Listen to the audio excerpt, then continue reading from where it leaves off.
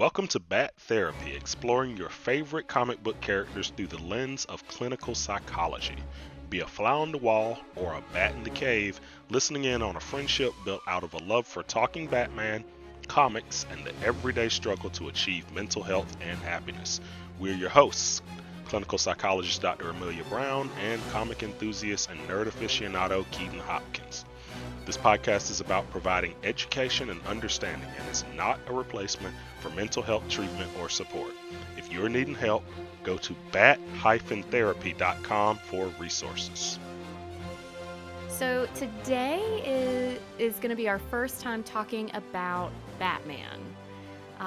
So we thought it would be good to kind of start a little bit more broad and talk about our reasoning behind how we're going to do that.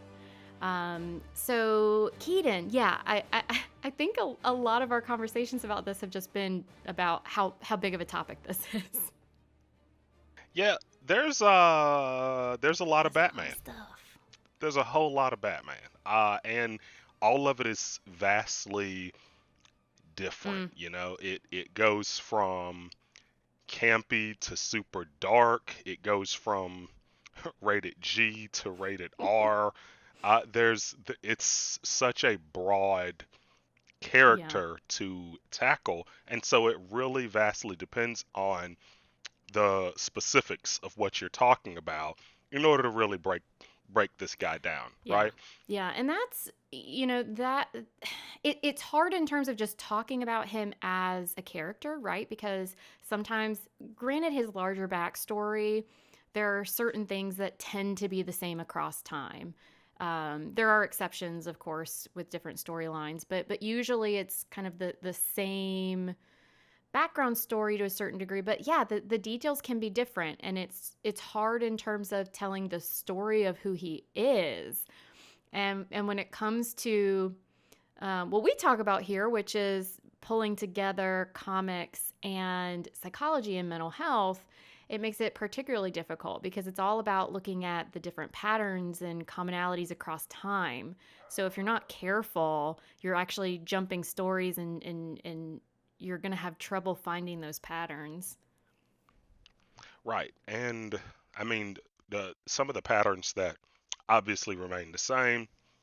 The Waynes were watching a movie or sometimes a play, and they leave and they don't call an Uber and they go down crime alley, and Bruce Wayne witnesses the death of his parents, and that takes him down a long, dark, I would say rabbit hole, but in this case, a long, dark bat cave into channeling his fear and becoming fear itself in the form of Batman.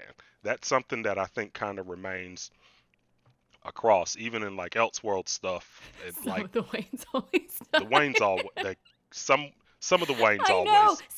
See, yeah, they were like, yeah, because I guess I was thinking of Flashpoint. Flashpoint. Yeah, and I love all these stories that like go off on these like, what if this major thing was different? So, yeah, I love Flashpoint. So.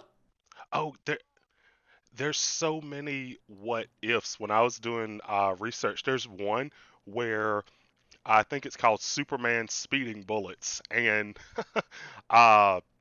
Superman lands in Gotham instead of Smallville and gets adopted by the Waynes, and then still witnesses the murder of his parents, and then Kal-El becomes Batman, and he's going around with superpowers, just messing people up the way Batman would, which is a very dark but kind of awesome reality. But this is the problem. But see, this is what we were talking about, how easy it is to just jump all around when it comes to Batman, because there's so many different stories, there've been so many different writers, and all of them are very, very different. Yeah. And you know what's really cool about this actually that I wasn't thinking about before? So you just talked about how these very concrete parts of his storyline remain the same for the most part, right? So some of the time, the Waynes always die, right? And yet, we have all of these different versions of Bruce Wayne and Batman that reverberate out of that based on where the creative author behind it, where they take it, which is kind of cool because it's like humanity. It's like psychology, right? So you can have people who have very similar events, even traumatic events like this. You could have people literally at the same traumatic event, and based on their brain chemistry, based on how they were raised, based on how they take in that information, different people are going to have different reactions, and it's going to play out differently in their separate stories. So it's kind of like you see that in how Bruce Wayne and Batman are kind of slightly different, even when they start off at the same point. The trajectory is kind of, yeah, there are these vast differences. I mean, from camp to super dark, I think is one of the quickest and easiest examples. And you bring up a good point there because I think honestly that's what makes Batman so relatable because I think Mm, everyone knows that they have a bit of a duality. It's the person that they know themselves to be mm, and the person that everyone else sees, right? And then on top of that, yeah. so many times you have heroes that have these insane superpowers and stuff. Batman is Mm-hmm. he's human. Yes. He's human. And I so it's love like, that. oh Yes. man, I could be Batman. Like I can't, but Sure, you can, Keaton. You can right, be anything you put your mind to. right. It's in my heart. It's in my heart. There you go. All I need is a cape and a couple $1 billion and I can be Batman. There you go. It's an attainable goal. Yes, absolutely. Ideally, you would be starting off with the body of like a 16-year-old when you came up with this idea as well. But, Yeah, it'd be a startup. Definitely. yeah, with those billions of dollars, you can figure something out. Yeah. Yeah, it'd be I a you know, I small think loan. it's a great point though. Like why do we love Batman so much? I was asked this question by my mother a few years back, and I was like, why do I love you so much? And I think you actually hit on two really really great points. Yeah, there is this there he's human, Hmm. right? So he's like the rest of us. It's not that he has these godlike powers essentially. He's got to do it with his mind and his gumption and his stubbornness, right? Yes. So we can really relate to him in that, and also I think what draws people in as well is what it takes to be a human and to try and live up to the superpowered, right? Right. And it's where a lot of this, you were talking about kind of this mask essentially, like what we show the world versus what's going on inside. And you actually see that like Batman is this impressive character, and yet underneath it's kind of amazing he has friends and family and people at all, right? Because what he has to be in order to live up to this isn't the easiest person to be around. Absolutely not. Right? Absolutely not. He's not a happy guy. No. I mean, I'm trying to think of when I've seen Batman smile in the comics, and normally it's after he's broken someone's bone, right? He's like, Or he's proven someone wrong. right, right. Yeah. It's like, oh, I just bested Superman. I'm gonna smile for that, right? Like Yep. he's Yep. he's and he's constantly besting people because Yep. I think he constantly gets underestimated because he is only human, even Yes. when dealing with the superpowered threats and the supernatural. He is a human Yep. backed into a corner, and he always figures out a way. And that's why people love Batman because he's the guy that always has a plan. Yes. And I But even love it when he has a plan to the point where it literally breaks down his connection to people. I don't know. It can be so heartbreaking. Like the level of planning and strategizing that, once again, he has to do to be in this role. It really is a very lonely place. right, I mean, you when you talk about strategizing, he has to strategize everything. Like Yes. even when he shows up and talks to Commissioner Gordon next to the bat signal. Commissioner Gordon will turn around and he'll just be gone. He had to I plan love that. that. He had to plan that escape. Like, that's not something that's easy to Uh, do. Like, I have a 2-year-old. I can't hide from him, right? Like, I have a hard time doing that. This man just can disappear at a whim. and he does it to superpowered beings as well that Right, have excellent sight and hearing. right. Like, how did the Flash lose Batman? Right? Like, that's and so You're right. I've that never takes thought about that. Because I think I always think like he's so good, but yes, he literally had to go into that saying, "How am I gonna leave?" So that they go, right, "WTF?" right. How am I gonna sneak up on Superman? Oh wow, I didn't know you were there, Bruce. Like, what? I've been planning it for 10 years. You're welcome. What? Like, how did you do that? Yeah. And but yeah, and that's why we love him. Plus, he has a really really cool car. That car is awesome. Which one? Honestly, I'd take any of them. Mm, But I think the Keaton Mobile is still that's a solid one. one of my favorites. But yeah, we could completely. I mean, he has a Bat Mobile, Bat Jet, a Bat Boat. Like, honestly, just about every vehicle Yeah.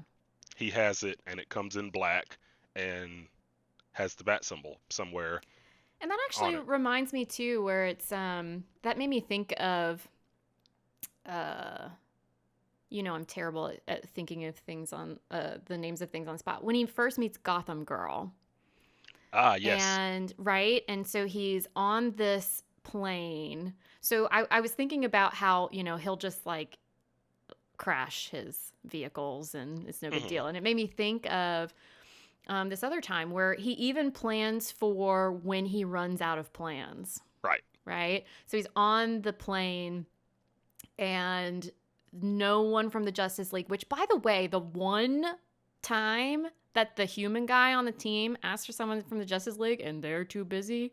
But anyway, so no one in the Justice League is around to help.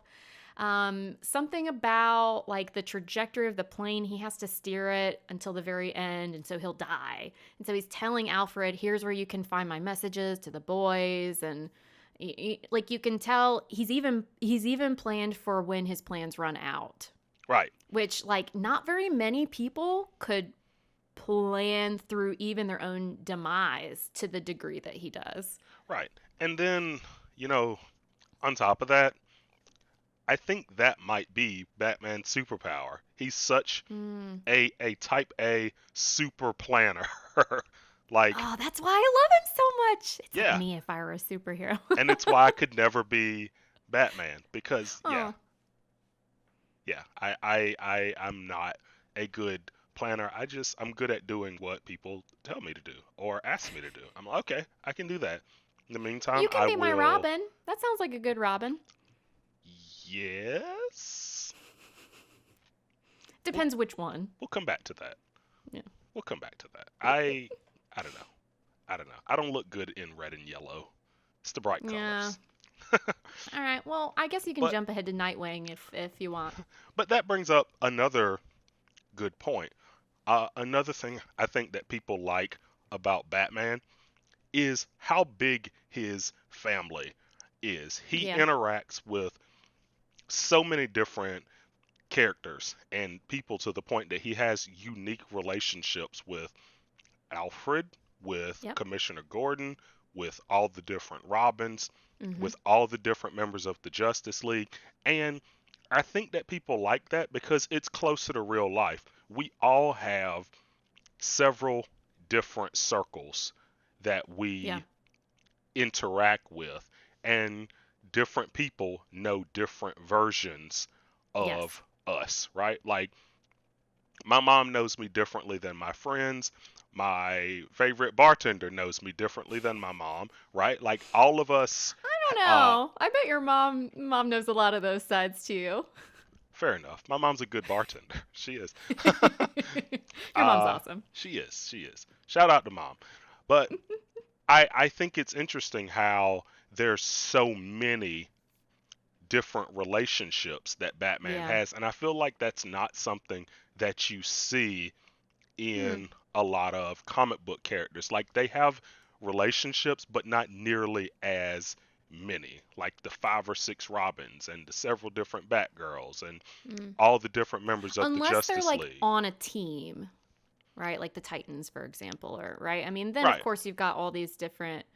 Yeah, that's an interesting thought. And you know what's super interesting about it? I immediately started thinking like that one time where Catwoman's like, for a supposed loner, you sure do seem to have a lot of people around, right, right? right, Like he is a very well, I would say he tries to be a very closed off person so he can be this ultimate level, right, of planner comparable to the superheroes.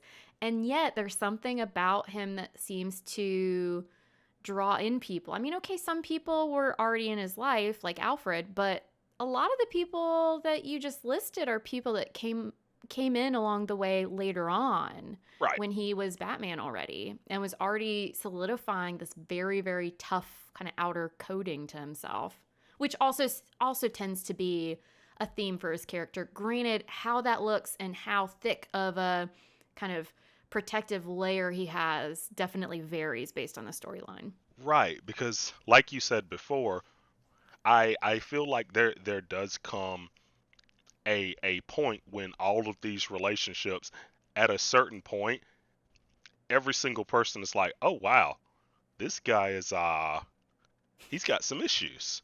Right? There's yeah, yeah, it's like they finally realized like, I think Dick Grayson was the quickest to figure it out, to realize it. You think he was faster than Alfred? Oh, well, do we even count Alfred? I feel like Alfred knew all Right, along. right. I think But he that's knew. fair. That's a fair point. Alfred is oh man. Oh, oh, like is there anywhere where they explored what would he be like if he didn't have Alfred that whole like the whole time?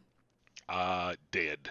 I think that is the Right? answer Like to that. because I think actually in most of these storylines, Alfred is a very firm part of this, and you're right. I do think Alfred's the one that sees him for who he is the entire time, and actually seems to be someone who oftentimes is like translating, Right. right? Like helping to like make the connections work where there would be missteps otherwise between Bruce Wayne slash Batman and whoever the other person is. And I think it's the people around him that keep him still human, like still Oh yeah. not beyond the realm of is saving the word? I think so because I mean, when are the times that he almost kills people? Right? He gets really really close to killing people. It's when a relationship has been severed. Right. He's experienced loss of some kind or Yeah, a very extreme loss of some sort. Yeah. Yeah, it is very interesting. And actually, like maybe this is a nice time to kind of hit on. Obviously, like we're super interested in these different relationships and what goes on. And we were talking about how this is probably one of the big ways that we'll use to talk about Batman slash Bruce Wayne, depending on when we're talking about him. We might kind of refer to different parts. But the cool thing is there's so much content. So we can keep coming back to this lovable character over and over again from a lot of different dimensions and layers. And one of the dimensions that we've been talking about is looking at him via different relationships he has, right? Like the relationship with Alfred or the relationship with the Robins or one of the Robins or the relationship with Catwoman or Superman. and I mean of course, yeah, and it was funny because I was sitting there thinking about it. I'm like, okay, so our podcast is called Bat Therapy. Mm-hmm. We need to keep them around, right? Like we're Yep. definitely going to break down all the different villains and Mm-hmm. all of these different characters, but we're going to always keep them in the circle, right? And Yep. it's because there's so much of it. Like I said, everyone's Yeah. written them differently.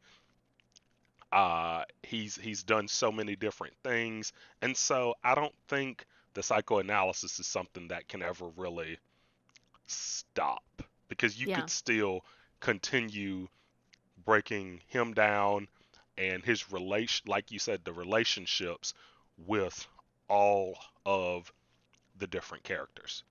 And you know what's really cool about him too is you have these different storylines, and I would say even with the storylines that are have ended, right?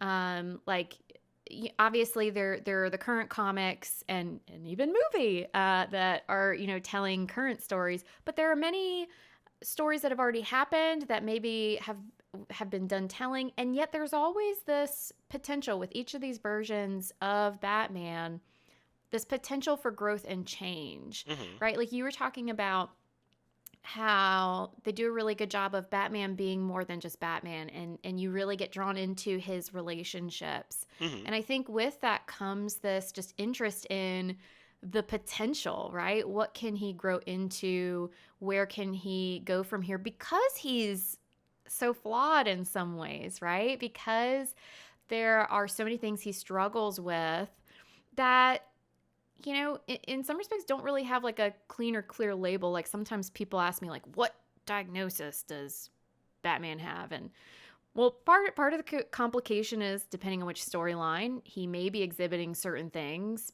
and he may not be.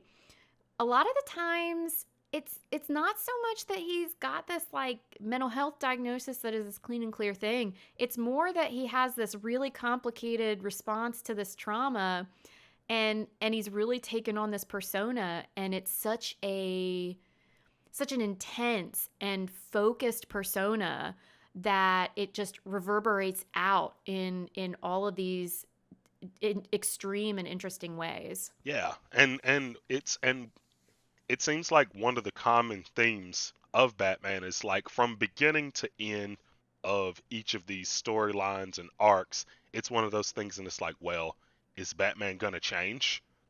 Is it gonna be different this time? Nine Yeah. times out of ten, it's not. Yeah. But it makes you think. It's like, oh, Yeah. maybe he could be happy one day. Yeah. Maybe he could stop this one day. Maybe he doesn't need to do this for the rest of his Yeah. life. And in his mind, he does. And a lot of the times, I feel like a lot of these stories just makes you think. And by the end of it, I feel like you always end up kind of feeling for this guy, right? Yeah. Yeah, I agree. And it is this interesting thing of sacrifice. There's something so compelling about someone who sacrifices so much. And okay, if we're talking about these superhero timelines, and not timelines, characters, different characters, they're all okay, Mm, they're all sacrificing something, but it's like, okay, you're all sacrificing similar things, right? Like your time, and it's hard to build relationships and da da da. He's sacrificing something extra. right. And when you compare it to the other superheroes, it's always a lot more, right? Mm-hmm. Like Flash isn't sacrificing time, right? Oh, He can that's fair. right? He it'll be okay. Like he doesn't need a car. He doesn't have to worry about not catching someone unless there's someone with super speed, right? It's and Superman, he doesn't have to worry about being shot, right? Yeah, that must be nice. Right. He's fine. Like Superman has to worry about punching someone too hard, right? I Now feel like, that comes with and its own stressors. I mean, fair, let's not get it wrong. That gives right? you a unique kind of outlook, I think, in a very different way. But yes, a very different concern. Right. Like Batman has to worry about all the stuff that we do. He catches colds, right? He had to get a COVID shot. How Like terrible is he that? You think like, hey, I can line myself up with superheroes, but I get a cold. Ugh. right. Like yeah, Batman had to get a COVID vaccine and Superman didn't, you know? Flash probably caught it and it metabolized and it was out of his system in like 20 minutes, maybe. Maybe probably faster, right? Yeah, probably But faster than 20 minutes. yeah, Oh man, but so but jealous. yeah, everything that we have to worry about, Batman also has to worry about, Mm-hmm. except bills, Yeah, I was about to except say, except bills. for the whole money thing. Now, I Yeah, mean there that is is the whole something money to be thing. said, right? So, I think one of the things that has forced, I think, some adjustments in some of the more recent stories about Batman and having to try and continue his likability is the fact that he does have all of this money and resources. Not to say that that's a bad thing, Right. But there's more questioning these days of like, well, if he really wanted, if the goal was to really help people, right? So one of the main themes for Batman is parents die. I Right. will wreak vengeance like a bat, right? Like Right. using all this money, right? Sometimes he loses it. A lot of times it's still there. But you have all this money, and it is your main and or only motivation to help people if that's the way you use it. Right. And it's funny because I feel like like the last few years, it's been this kind of running gag where it's like Batman just runs around beating up poor people, right? Yeah. And Not all I the hey, not all the criminals are poor either. right, that's true. And on top of that, I'm not gonna lie. Like a lot of the times, Batman is beating up people that are like armed or they are supervillains who are Mm, gonna do a lot more damage. I tons of damage. Yeah. yeah, I can't remember the last time I saw Batman like beating up a pickpocket, right? Yeah. Like he's not on the same level, I don't think, as like Frank Castle, where he's like, if I see you committing crime, I'm just gonna shoot you in the face, right? Yeah. Yeah. I think he cherry picks the Yeah. big things. And that's probably why his likability has sustained despite and the relatability to the everyday person, despite the fact that he has all this money, like you almost forget about it. And I think it's cuz what you're talking about, right? Yeah, Pick the appropriate battles. Now, granted, could some of that money be going to other things? Yes. Some storylines are actually dealing with that, and could be interesting for us to, touch on because he tends to be naive with how to use money in other ways that can actually be helpful in the long run. But yeah, I think you're right that the way he chooses to use his abilities, because while he's human, he's very good at what he does.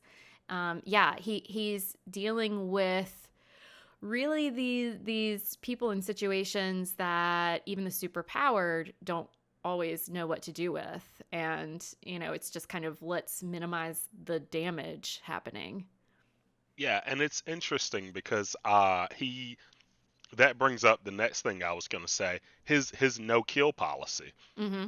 right? Which is really big, especially when you start considering the number of times he's saved characters like the Joker. And it's like, why Mm, are you yeah. doing this? His head is wired where he's like, I don't let people die, no Yep. matter who it is. But it also depends on the timeline because I think almost every single Batman movie at some point it's like, that person's dead, right? It's like, oh, Batman caught the hand grenade and threw it back, and it's like, well, that guy's probably not coming back, No, it, right? it Or just exploded into a bunch of sunflowers and bunnies. okay, It's fine. Looney Tune rules, Yeah, yeah, exactly. Looney Tune rules, right? It's just yeah, yeah, and so yeah, So I his guess no it's kill no policy, intentional kills. right, Yeah, right, and so he has this strict code yeah. that he lives by. Like you said before, we have to question if he's using all of that money in Yeah. the right way. Well, and even the no kill policy, I think depending on the storyline, we keep coming back to this until we're blue in the face. It's why we're really excited about it. It's why it's so hard, but it's why we can keep coming back to this character because we can look at zoom in on different storylines, different relationships within different storylines, and really look at different angles. Because depending on different storylines, what I would hazard too is you have different things underlying where that no kill policy might be coming from. Like some of it might have to do with, sometimes it might have to do with the trauma and Right, not wanting others to experience that. At other right, times, it might be that he on some level knows the very dark parts of himself, and if he crosses a certain line, where would he go then, right? And right. sometimes it's a combination of those two, and maybe there might be other kind of factors as well. But yeah, that policy definitely comes into play, and actually, it comes up a lot, especially considering like, I mean, I feel like it comes up a lot more than with Superman, who literally has to try not to kill people on a regular basis, like shaking And I someone's hand. Yeah. And I think it comes up a lot more with Batman than Superman because Superman is constantly facing otherworldly threats, That's true. Yeah. right? Like a lot of like no one's worried about Brainiac dying, right? Like, oh man, super like But then actually, okay, so sometimes we give Batman though a hard time cuz sometimes he seems like anti-alien. But yeah, that's actually it's written into the comics that it's kind of like war, right? It's almost like, okay, well, that's seen as combat and battle if it's like with aliens. So they don't count as being killed? I guess, right? Like I don't know.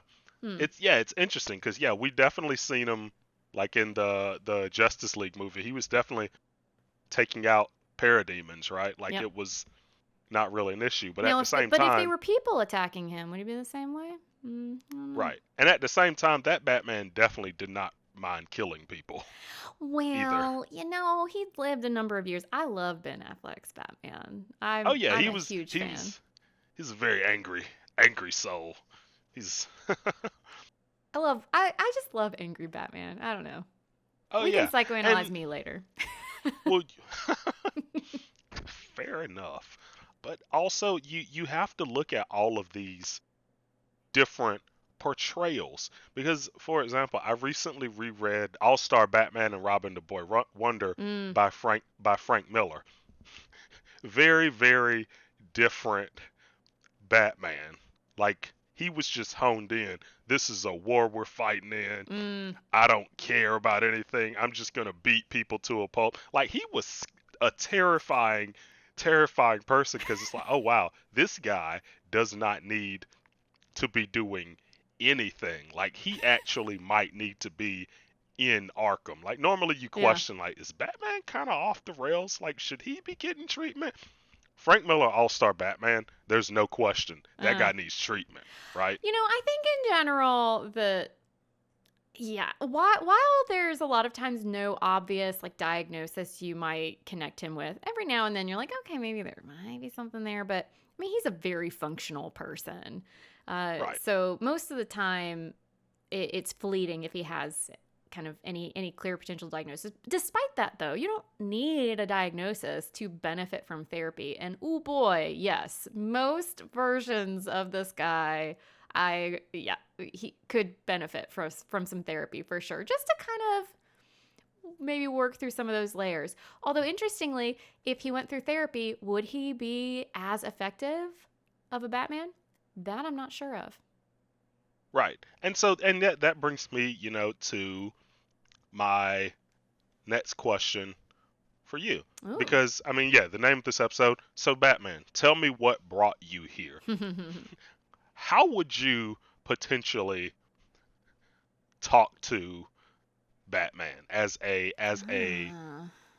therapist, as a clinical psychologist, like knowing what the average person knows about him? Like, oh man, Mhm. he runs around at night beating people to a pulp, Mhm. and he's absolutely terrifying. And now he is sitting in my office. Mhm. How would someone even begin that? Because I mean, I can think about possibly how you would do it for the average person. Mm. So when you're looking at him, do Yeah. you come at it with an angle like there's absolutely nothing different about you than the average patient, or do you construct a different game plan as a clinical Yeah. Well, that's psychologist? such a good question. And so here's the thing. We're talking about depends on the storyline, depends on this, depends on that. Your question is actually one that I can answer here because when someone first comes into my office, I don't know a lot about them, right? So you have to start somewhere. And so no matter what version of Batman it is, I mean there are definitely some things that I would approach it with or keep in mind. So I guess first and foremost, because one thing you were hitting on is, okay, so he's a very specific kind of person, right? So what do you do with that? So the whole thing about therapy is and treatment really in general is relationship building is really key. And one of the foundational things is having an open, genuine, and non-judgmental relationship, which depending on the person can be really easy and sometimes more challenging to do. If Batman were to stroll in Well, first off, he's probably wearing his suit, I'm assuming. That or Right. he's coming in as Bruce Wayne. I guess, you know, Oh, but wow, that brings up a good point. yeah, so which does he show up as? I don't know. Oh, wow. Because you approach it two different ways. If he comes in as Bruce Wayne, You then have one set of kind of background information. Yeah, versus right, now both are famous. Both are very right, public figures. But I would already be thinking certain things about either one that I wouldn't necessarily know about the other that would inform what I was doing. But from the get go, I would acknowledge knowing who they were. So right. being open, being genuine, and also it be a giant elephant in the room that be honestly not helpful to ignore because it's going to be a part of who that person is, how they maneuver the world, and how they maneuver connecting with you. That's a good Like, point. first and foremost, probably not going to trust me much because they've got to be careful who they share information with. Well, they probably did a lot of research beforehand, right, to make sure I was trustworthy, but still would be pretty Right. cautious. And I wouldn't see that as like quote unquote pathological. I would expect either of them to be more guarded, and Hmm. that is adaptive when you are a Right. public figure. But I think what I would do to approach it would be, especially with Batman coming in. Here is someone who goes out, does a lot of tough stuff, and gives off this persona of a really tough exterior, right? Right. And something's going on for him to the point that he showed up in my office. Right. That's your in. So this is someone who is not going to easily change how they think or how they do things because he's trying to reach this really high level of ability, right? In the crime fighting side of things. And yet Hmm. he's in my office. And so that's how I would approach everything is okay, so what brought this person here? How do I figure that out? Because they may or may not know why they came in, right? So Batman, he's a huge planner, but he doesn't always, I think, plan for all the things related to opening up to another person because he doesn't want to do it, right? Right. And so I don't know if Right. he would know why he was there. He might need help figuring that out. Right. And he's very, very stubborn. And Oh yeah. so I was, and one thing I was going to say too is it would be very difficult breaking him down because if you don't know that Bruce Wayne is Mm. Batman, you don't know why Batman does what he does. Right? I it's true. At the same time, so I think the conversation I would have with him, because it's a great point, would essentially be that. So I'm just gonna be upfront and honest with you. That okay, you're coming in as Batman. Obviously, there's someone underneath there, and I would imagine that you're not eager to share who that is with someone else. And you know, we can take this as we go. You don't have to tell me who's under that mask right now. There's a lot that we can learn about and help you connect with aside from that, but we might reach a point where we're at a standstill because the two are connected.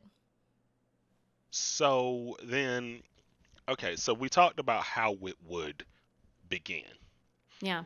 In your mind, knowing what you know about Batman, because I feel like whenever it comes to therapy, Mm-hmm. it's to get someone to a certain point, Mm. right?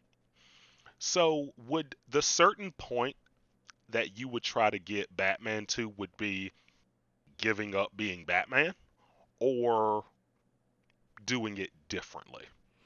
So that's an excellent question. So there are a few different perspectives that this can come from. There's shared decision making, there's recovery oriented care.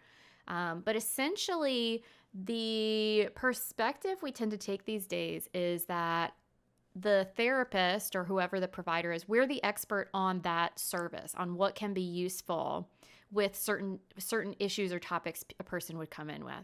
That person's the expert on their personal life, what they've Right. lived, what's worked for them in the past, what hasn't worked, all these different things. And it takes an evenly balanced combination of the two for success. So this is all to say, a lot of times I have a certain sense of things that might be useful for a person based on what they're sharing with me. And I try and share those things with that person. But at the end of the day, we're different people. And so there are going to be differences maybe in what I'm hoping to see in treatment, what the other person's hoping to see. But for us to have success, we've got to find the common ground, right? So what is it that we're working on together? And so what we would work on, what my end goal would be, honestly, it would have to do with what the answer to that first question was. Why is he coming in the first place? Right. Because until you know what draws someone to actually make that connection, it's going to be really difficult to help them figure out their next step. Right. And giving up crime fighting, that's a complicated question. It depends on what's important to him.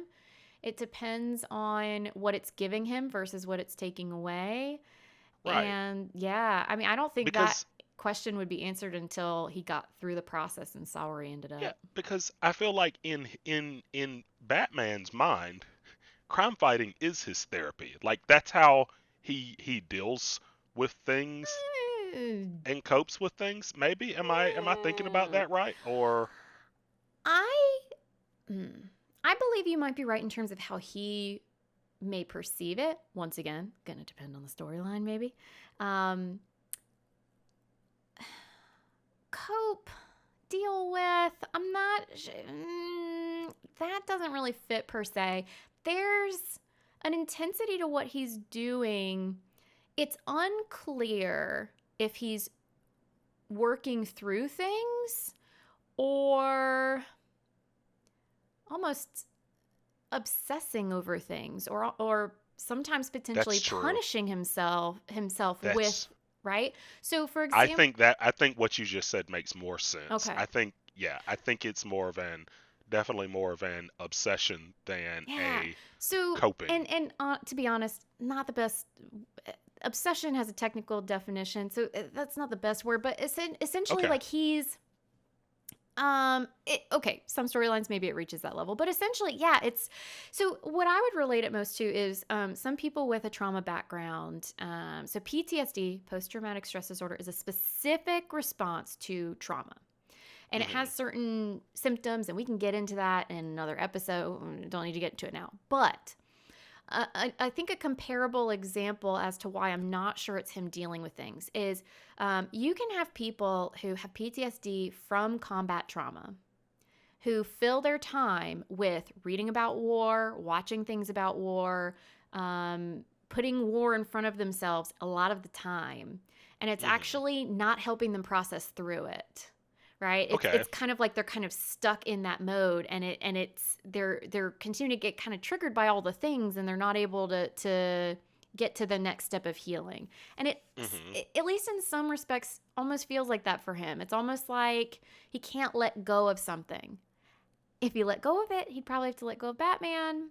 And, I also understand not letting go of that. Once again, the sacrifice, right? Right. He's giving this sacrifice on this like human level in most storylines Mhm. that other superheroes don't have to do. Right.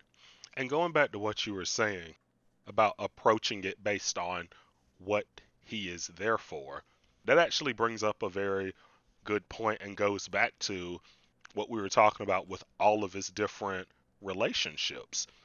Because if he's there because him and the Robins aren't getting along, Ah, yep. right? Or he's there because Catwoman just left him at the altar, Uh huh. right?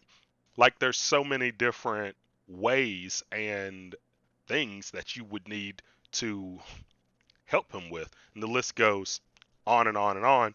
And like I said, I think that's what makes him so very different. It's because he is more human, honestly, than I think most comic book characters are, Mm, especially given the number of different interactions and relationships yeah.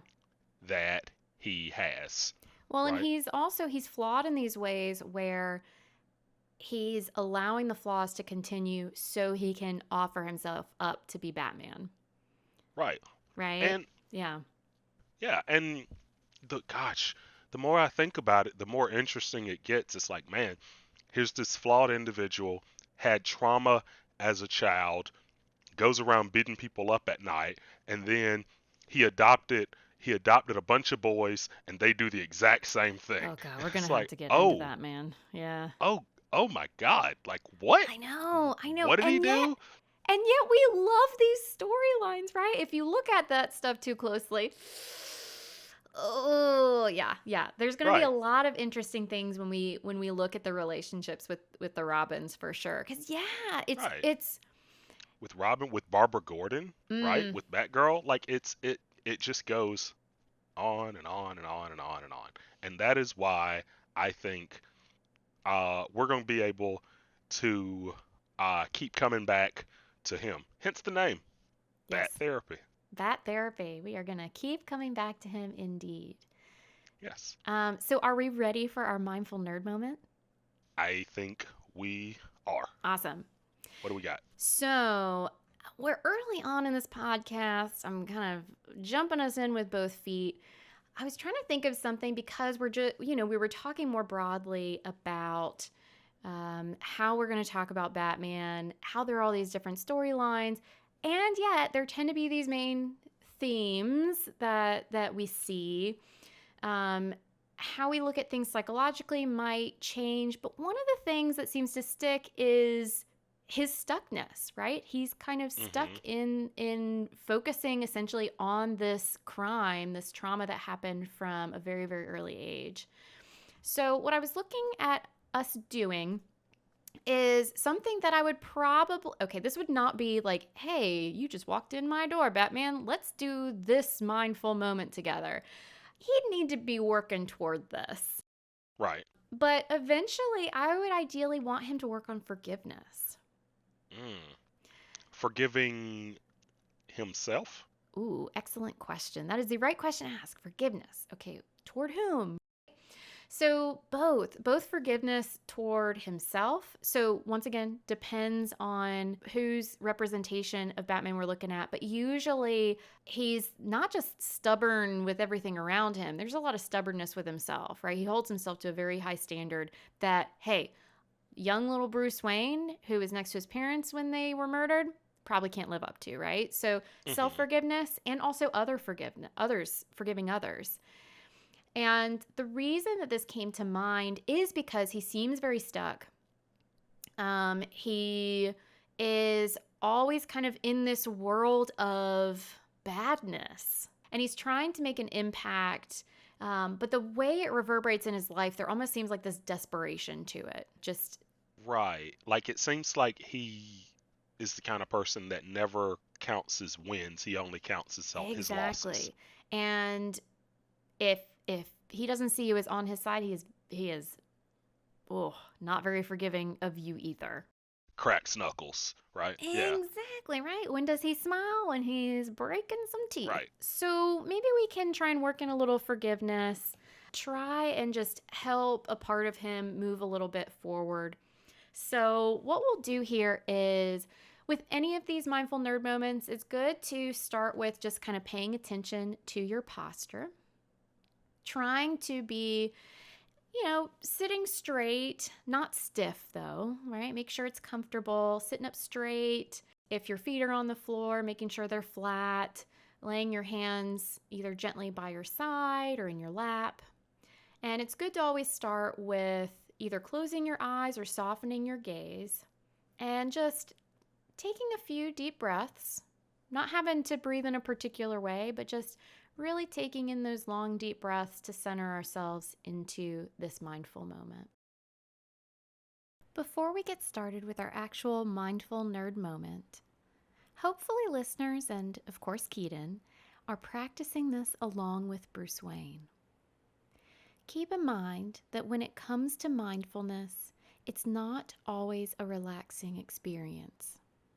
If feelings or experiences become too intense, please feel free to just pause, take a moment, and you can always return when or if you are ready to the exercise.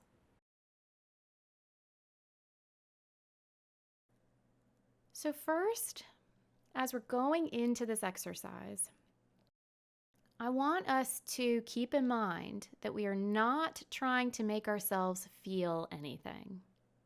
We're simply inclining the mind and the heart toward forgiveness. It's very important to go at your own pace. So we're not trying to change our feelings or force them, but we're trying to open our mind toward forgiveness. Let yourself feel the barriers you are holding by not forgiving others, by not forgiving yourself.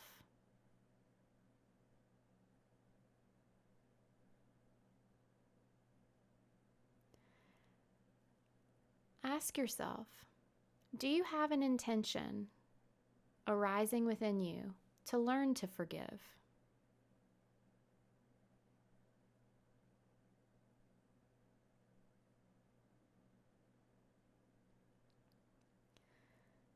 Begin asking for forgiveness from those you have hurt or harmed.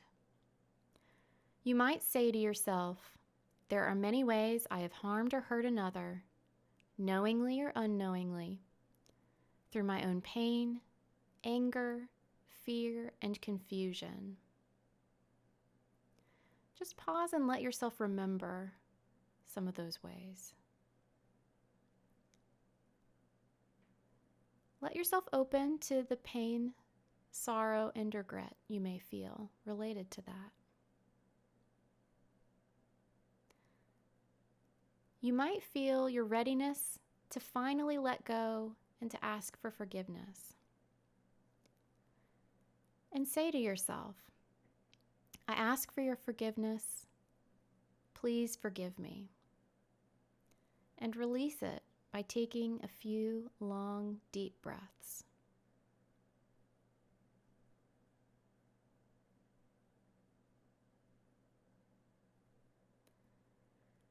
Now let's acknowledge those who have hurt or harmed you. Say to yourself, there are many ways I have been harmed or hurt by another, knowingly or unknowingly, through their pain, anger, fear, and confusion. Let's pause and let yourself remember some of those ways.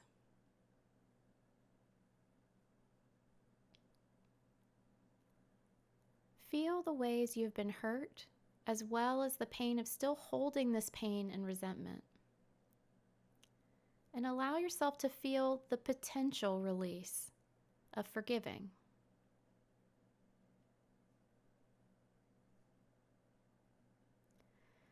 To the extent that you're ready, offer forgiveness. I forgive you. I release you. Or, I'm setting the intention to be able to forgive you, or to learn to forgive you.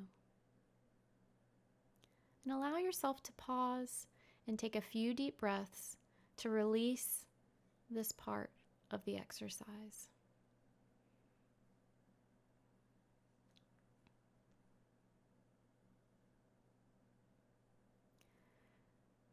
Now turn toward the last part, forgiving yourself. And say to yourself, there are many ways I have harmed or hurt myself, knowingly or unknowingly, through my pain, anger, fear, and confusion. And allow yourself a pause to feel the sorrow and regret, the preciousness of your body and mind. And remember that you have grown and you have changed. You did not know what you know now, or perhaps you knew but couldn't quite practice it yet. Feel the release that might come from forgiving yourself.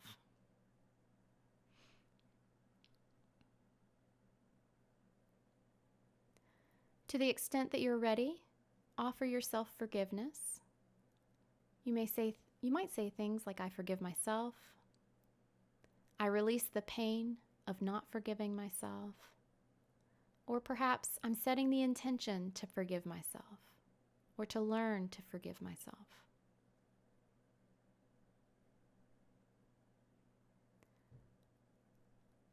this is a difficult exercise, take a moment to thank yourself for taking the time.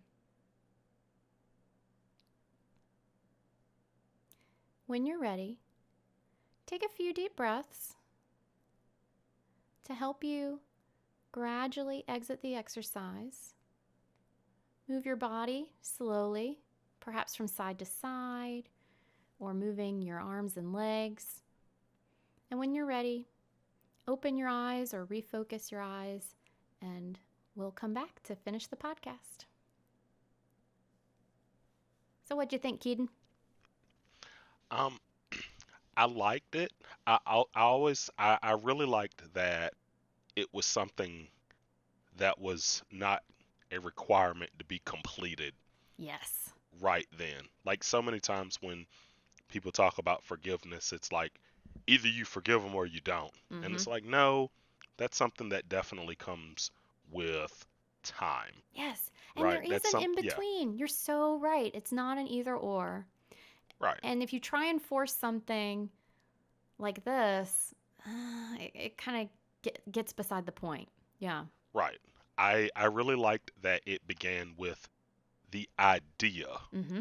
of forgiveness and not you need to forgive. You need to just let go. Like it wasn't a trust fall. It was Yeah. a welcome to the possibility Yes. of forgiveness. I also And so yeah, I also really like that it tries to help you use different angles. So, looking at yourself and how you may impact others, and then relating that to how others impact us. A lot of times when there's hurt or harm, especially if it's something extreme, like, for example, your parents being murdered in front of you, then that'll do it. that'll do it, right? Yeah. There's such intensity to these things that it can be hard to see the humanity of others at times. Or Hmm. if we're harsh on ourselves, see the humanity of ourselves, right? So I'm also glad it then comes back around to yourself, right? It kind of weaves looking at yourself and at others within this context. Definitely. But yeah, it's a tricky one. Would not start Batman off with this by any means, but I think it's something that would be helpful for him in the long run, because we forget, we think of forgiveness as letting people off the hook, Right. when really it's about the fact that a lot of the resentment or the things that we hold about how others have damaged or hurt or harmed us, Hmm. what we hold doesn't tend to affect them, or if it does, not nearly the way it affects ourselves, right? True. That's how we hold on to these dark things that kind of eat away at us, that sometimes it seems to hint that happens with Batman and Bruce Wayne. Right. So yeah, Right. that's all I have for us today. Awesome. Well, I think that I'm very excited about this podcast. I know the first episode we kind of talked about Arkham, Mm-hmm. and then in this one, this was our first big opening for the man of the hour, Yes. Batman, Whew, we right? did And it. we're going to be jumping so much more into him and all the characters in his universe and Mm-hmm. even characters outside of his universe, Yeah. Oh, we'll And so, probably even hit on some Marvel people along the way, I bet. Oh. yep, absolutely. Absolutely. Some of them have experienced loss, right? One or two of them, Just a right? few. Gosh, yeah, there are a lot of superhero orphans. So, learn to forgive. I always walk away from the mindful nerd moment thinking, I did not know that I needed that. Oh, You that's know? good. That makes me Yeah, happy. yeah. This podcast is actually my therapy. It's in disguise. Well, it's not your therapy, just like it's not the listener's therapy, but I'm glad to offer these skills, right? Because people can't always be in therapy, or, we can't get everything from therapy. So here are these things that we can take to help ourselves heal as we go about this wild world we live in. Absolutely. Thanks for nerding out with us. I'm clinical psychologist Dr. Amelia Brown. You can find me at Crafting the Mind on Instagram, Facebook, and Twitter. And And I'm comic enthusiast and nerd aficionado Keaton Hopkins. You can find me and my friends' movie reviews and reaction videos at teamjvs.com or on YouTube at teamjvs. For more information on this and other topics, check out our website at bat-therapy.com. To keep current on episodes and other updates, subscribe to our Bat Therapy YouTube channel or follow us on social media. We'll see you next week. Same bat time, same bat channel.